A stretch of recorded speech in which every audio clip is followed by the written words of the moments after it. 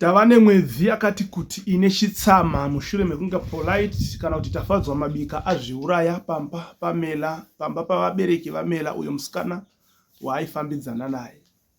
Pakaitika zvakawanda, tikambotaura nehama dzemufi, tikataura nehama dzamela, chinangwa chiri chekuti mwana uyu aone kuchengetwa, asi zvose zvakashaya basa. Kusvika pari zvino ndazobata vabereki vatafadzwa kana kuti Polite Mabika kuti ndinzwe kuti nhai baba zvamangoti zii zvamangonyarara, ko mwana muchaita sei angori mumochari otsakatikiramo here? So ndiyo hurukuro yandauya nayo yandoda kuti mumbonzwa yandakaita nababa vaPolite kana kuti Tafadzwa Mabika. Asi mushure this update ndine programu yakanaka kwazvo yandakurongerai sevatsigiri veUtindi TV iri mberi kweupdate iyoyi. Saka ndapota musazobva musina kunzwa nyaya iyoyo. So kwenguva dzino regai ndimbokusiyirai hurukuro yandakaita navaMabika baba vaPolite. Vasati vasubscribe tokumbira kuti mubaye pakanzi subscribe, motena on notification bell kana buda ipapapo. God bless you. VaMabika makadiko, makadii? Muri kutaura naElder Kanjanda, ndini uya ndofunga mandiziva. Ndakakubatanidzai nehama dziya dzaigara na Polite. So ndambofona ndikati vaMabika vanyanya kunyararisa kuti zii, ndichida kunzwa kuti kune here anything chakazomboitika pakati penyu nehama dziya maringe nemwana wedu uyu akashaika uyu. Taitarisira kuti kubva paya patakubatai pamwe paifanira kukadai patone madevelopments aitika kana kuti mwana kutaura kuno kwaifanira kunge achengetedzwa. Saka ndambofona ndikataura namai, mai vakati hakuna chati chaitika. So vati baba vachadzoka kumanheru, ndosaka ndiri kutokubatai saizvozvi. Hapana chati chaita umwe wangu, hapana chati chaita. Chaakutondinetsa ike zvino inyaya yokuti ini ndiri kungotaura newe, ivo varidzi vacho vakaite nyaya vacho hapana wandiri kumbototaura naye zvachose. Kubva ipo paya handina kana munhu wandakambotaura naye.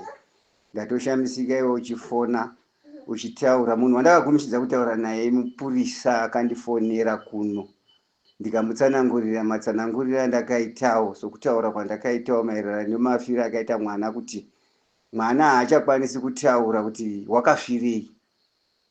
Ndo nyaya iripo. Dei aikwanisa kutaura kunenge kuti nyaya dzedu idzi dzakafamba zvakanaka. Asi nyaya yakutonyanya kutondipisa nyaya yekuti ivo varidzi chaivo nyakupara mhosva, nyakufirwa pamba pavo, havana anything, havana kana kutaura neni kana kuti vauyewo tionesane kuti chii chakatore nzvimbo. Vari kungotaura ivo zvavo zvakanaka zvavakatadzirawo uyo kufa, bhozi haisi nyore kungoti munhu angofira pamba pavo. Dei anga akafira musango kutaura kunenge ndakaviga ndakatoviga kudhara. Ine nyaya yekuti mwana wakafira pamba pevanhu. Saka vanhu ivavo vanofanirwa kuti tuye tiyanane, tionesane. Saka kana pasina kuonesana, ini ndinosimudza musoro ndichitii? Imi ndimungatoziva kuti wakamwa poison, nechaakamwira poison ndimunochiziva. Ini handina chandoziva. Dei anga ari mupenya achitondipindura kuti aiwa nyararai nditaure inini chandakafira kana kuti zvakazodai zvikazodai. Saka ingori nyaya yekuti imimi ndimune chokwadi chose ikoko, ini handina chokwadi chose. Dei vanga vatanga taonana kana dai taitaurirana naivo direct, dzimwe nguva ngati takatourirana. Saka vaMabika panoitwa sei pakadai? Nekuti kutaura kuno uku zvandiri kuziva ini ndezvekuti vanhu vari kuno uku vakaenda kumapurisa, vakabva kumapurisa vakaenda kwaMambo Marangi. So mashoko akabva ikoko ndeekuti imimi kana musina kuuraya mwana uyu munoda kubhadhara mari yei? Nokuti vanga vavazivisa kuti pari kudiwa $100 yekusimudza hama dzemufi kuti dzibve kumasvingo dziuye kuno kwaMutare. So mashoko akabva ikoko ndeekuti kana imimi musina kuuraya mwana uyu munobvisa mari yei, nokuti mukabvisa mari zvakureva kuti magamushira mhosva, mabvuma ndava. Apa ndiri kungotaura semunhu ari pakati nepakati vamabika, ndoti munyatsondibata zvakanaka, handina saidhi renyaya iyoyi. But chaakunetsawo ini ndechekuti zvino kana ivo vangomira, nekuti ivo vari kutaura kuti takaudzwa kunzi dai pakaitika tsaona yekuti takadhumha mwana nemota kana kuti takakonzeresa kuti afe, taiita action. Zvino kana akangozvimwira mushonga akazvifirawo, isusu tinoda kubvisa mari yei? Saka ini ndakuchidzoka kwamuri vamabika kuti zvino kana padai panoitwa sei baba, mongonyarara mobva masiya here? Handichazivi, chimbondibatsiraiwo ipapo. Ini ndaakunetseka manje. Saka hapana here matanho amungatora semuridzi wemwana, pane kuti mwana shuwa ndinongonzi akatofa, akatoiswa kumoshari, zvongopera zvakadaro here iye aine vabereki? Hapana here mamwe matanho baba amunogona kutora situation kana yakamira mamiriro ayakaita? Chokuita ike zvino ndo pasina vakajanda kusvika ivo, ngatitaurirane naivo ndokuti zvifambe. Ava chemarangi ava vakatotonga, ende vakatotonga zveshuwa, so mafungiro avo. Asi shewo kuno haana kutonga. Dei vakachitizve pavakafunga nyaya yekuinda kwamambo, vakachindotaura namambo wako, mambo wako uya otaura uno kuno, monzwa kuti iye mambo wokuno wachona unotonga vachitii, anotonga achiti zvakanaka here? Dei anga akafira musango afaini zvakambanaka, because ndongotora bhuza wakangomwa mushonga. Saka munhu akafira pamba pemunhu kureva kuti une chikonzero, ende waigara nemunhu nguva yose, vaigara nemunhu wese vachiita zvavanoda, vachimushandisa, achiita kumaricho, vachitore mari vachirya. Nhasi vashanda agreement iye vakasaenderana naye ndiyo ichiripo here, yekuti mukufa munhamo nematambudziko tinenge tiri tese. Saka vachiri panhamo nematambudziko here kana zvadai? Munhu wanga waine musha kauya, kureva kuti kana vanga vakumuchengeta semukuwasha, kureva kuti wanga waine musha. Saka isati tisi kuramba kuya kuzoviga. Kana vanapo pokuti tuye tivige, kana nzvimbo iripo ngavangotaura kuti tuye tivige, tinouya tichiviga ikoko, kwete kuno. Pamba pavo ipapo, kana nzvimbo iripo yekuti tivige mwana, hatisina kuramba kuviga mwana. Asi tati isusu kana iye achiziva kuti iye ndiye akafira, ndiye unochiziva. Saka isi tinongouya touya toviga ipapo. Kana tawirirana izvo kuti vafanire kutotaura nemasabhuku avo, hendoya toviga towirirana. Pandiri kuona panenge pari kusunga play baba mabika, pandiri kuona panenge pamisa zvinhu zvese panyaya pamakati panodiwa $100 yekusimudza vanhu ikoko. Ndakabva ndaona sekuti kunoku ndo zvakabva zvakonzera problem yekuti kugamushira kwacho yakagamushirwa zvakasiyana. Vamwe vakanga vaigamushira kuti ngatibvisei that man vauye, asi vamwewo vakazoreza ishu yekuti mukabvisa mari mabvuma mhosva. Vamwevo ndobva zvasanganisirawo futi nekuti mari yacho inenge yanga yonetsa here, handichazivi ipapapo. Saka ndiri kuona sekuti dambudziko riri pamari plus imi muchitaura munenge makati kana tapedza kuviga mwana tozogara pasi tozoonesana.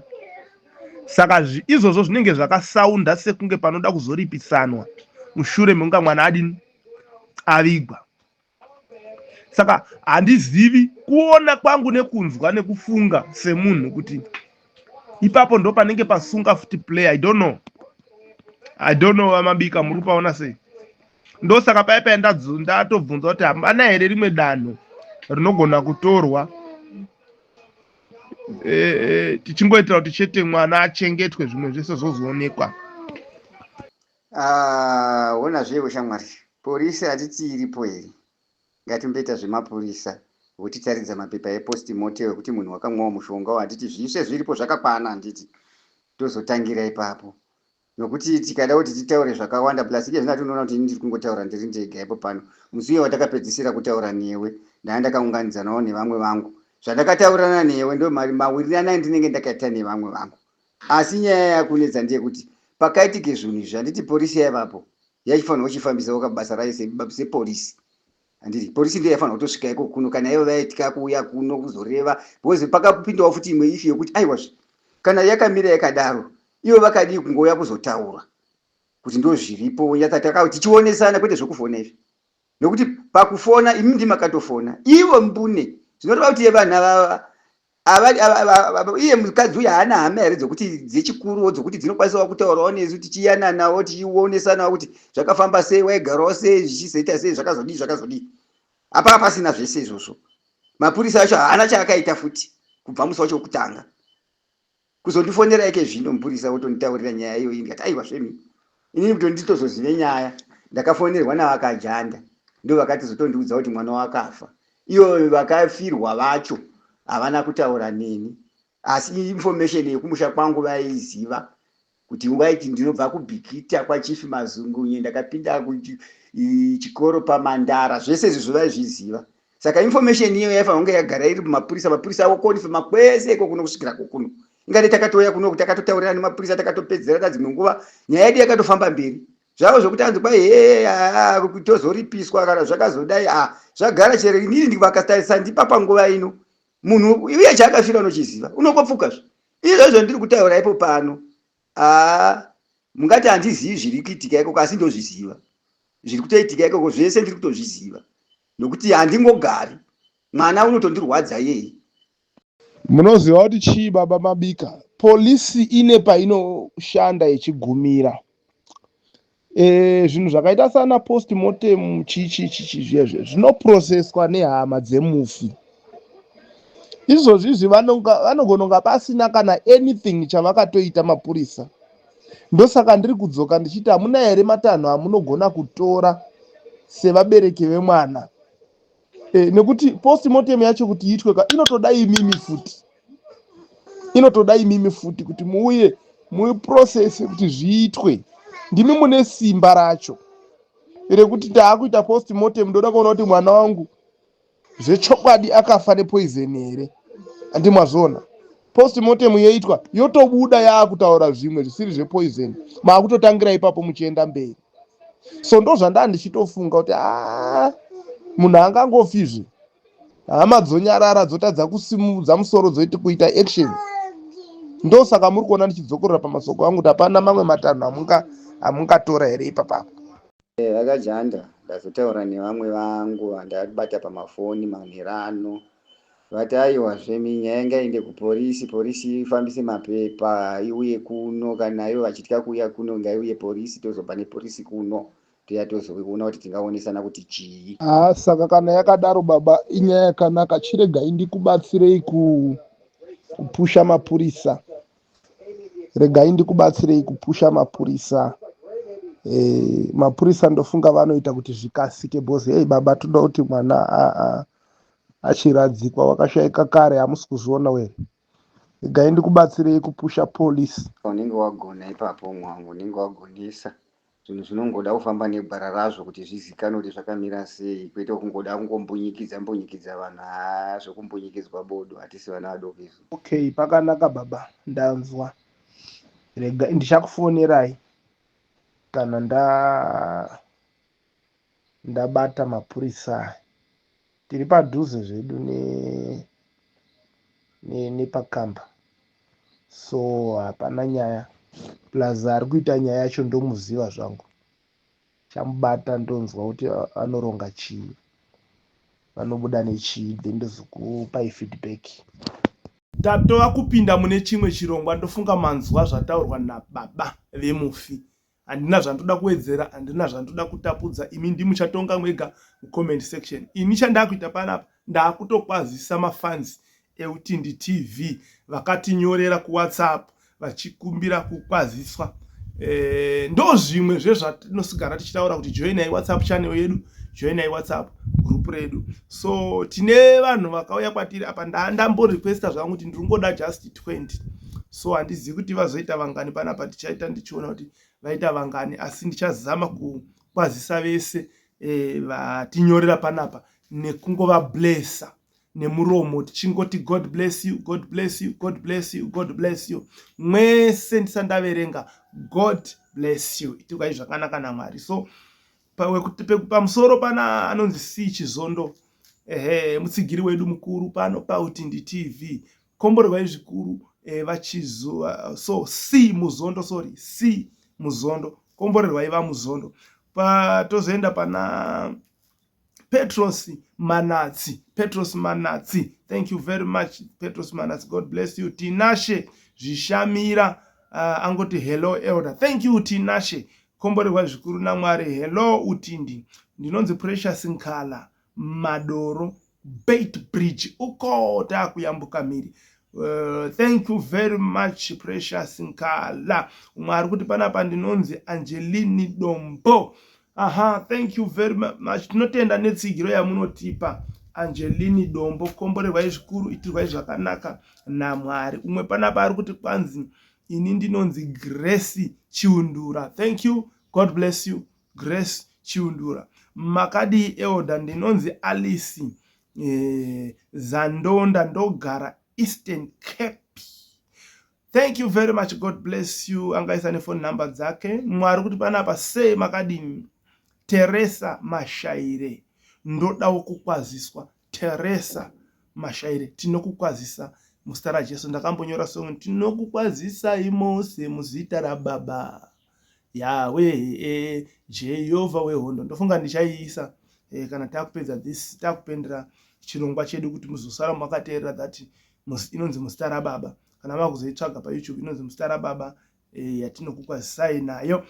Mwari kuti panapa ndonzi Elias Pinanji Padora Pinto. Elias Pinanji Padora Pindo. Yes, padhuze apo, padhuze nana tezvara vangu ndakarorera ipapo.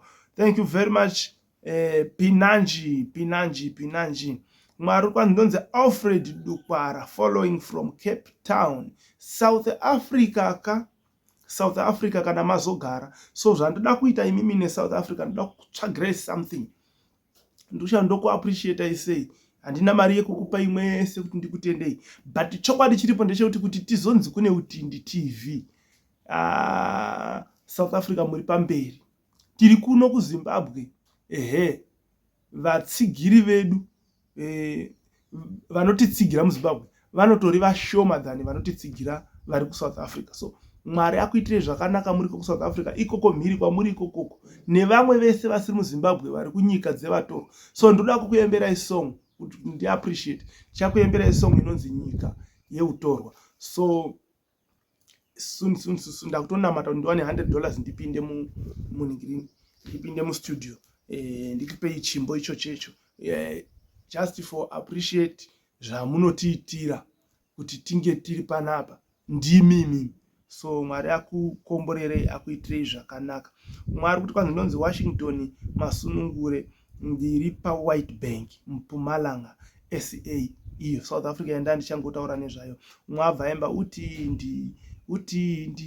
Utindi TV yaBaba Kanjanda uyai kani muone, aita zvekunyora. Kwanzi zita rangu ndonzi Roslyn D Maposa, ndiripo paUtindi TV, ndakati kuibata ndiri kuCape Town. God bless you, God bless you, God bless you. Ndonzi Evon Chaitezvi, thank you very much Chaitezvi. Mwanonzi Venanzia Mudavanhu Hungwe Baba Vale Kumbombela Mpumalanga Province South Africa. Baba Vale, thank you very much, God bless you. Uyari kuti ndonzi Oliver Chiranda aka babatawa vana baba vatedzana vapindira vana baba. Oliver Chiranda aka babatawa SA Cape Town. Handipotse episode kana 1. Be blessed. Yay, mandichikisa kwanza handipotsi episode kana 1 pano paUtindi TV. Muri mberi imimi. makanyanya. Hello, makadini zvenyu? Ini ndonzi Scholar Masaka wepaDora Pindo. Yapindira zvakare Dora Pindo. Ayo kainimboisa maoko paDora Pindo. Ndepana tezvara vangu ndakarorera paDora, but ndakarorera hangu paDora Dombo, but chiregai ndikuti vana baba, vana tezvara, vana mbuya vakadi vaDora Dombo neDora Pindo kwese ikokoko. So itirwai zvakanaka naMwari. Tinokutendai nerusigiro rwamunotipa. Ndonzi Manasa Makasi Jobek. Thank you very much. God bless you. Mwari hanzi zita ndi Pastor More Blessing Samakande from Johannesburg, South Africa. Pastor Pastor More Blessing Samakande. Man of God, how are you? Munhu wamwari muri sei? Itirwai zvakanaka naMwari. God bless you. Tinokutendai nekutitsigira. Rambai muchitinamatirawo. Mwari aramba achitipa wisdom. Mwari atipe nyasha mubasa, atisvitse kure. Umwe panapa ari zita rangu ndinonzi Umbirai Chirombo. Ndobva pamutare apo.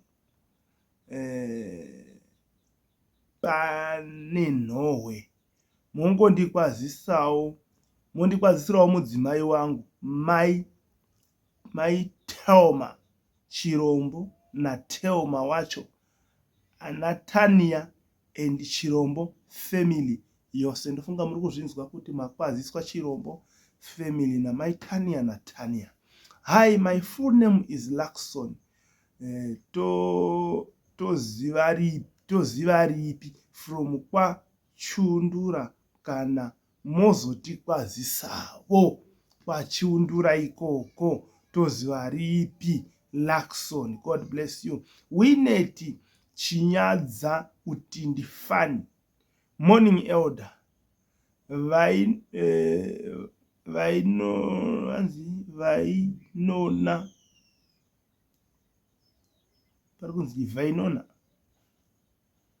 Borodale. Okay. Something like Vainona Borodale West Harare. Ndofunga ndo zvakanyorwa ipopo, but it's Borodale West Harare.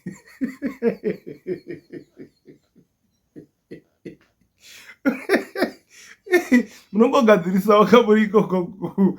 My goodness. Uyo ari kwazi ndonzi Tsitsi Chiwanza in SA, now hometown Chivu. Apo njanja yapindira. Uyo ari kutanzi ndonzi Nyarai Njanjure. Thank you Nyarai. Elder Makadi Linda Katai. Thank you Linda Katai. Kuri sei mukoma. Kondokumbirawo kubvunza kuti mataga wekudyika musana akazoita right here.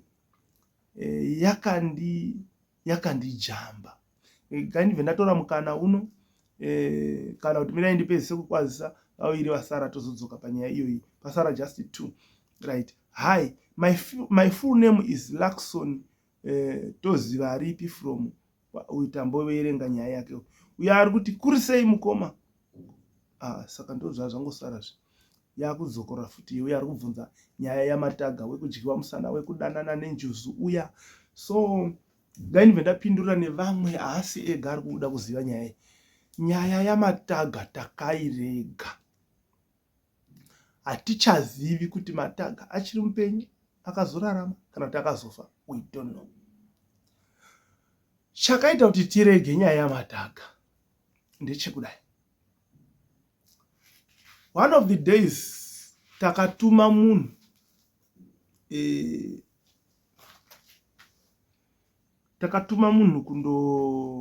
wanga ari mufundisi watakatuma ikoko kuti andomuona amukwazise nekuasesa kuona kuti situation yacho yaari iri kuda zvipi, nekuti isusu tiri kure kwamutare, iye ari uko kuzvishavane, uko mberi kwacho kwezvishavane kunonzi kunana Mataga Growth Point.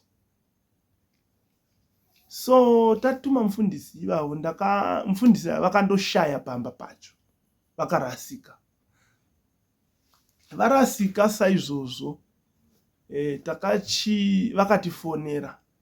Isu ndobva tafonera Mataga tikati uri kutsvagwa nemunhu watatuma mufundisi vari kuuya ikoko. So tobva tavabatanidza.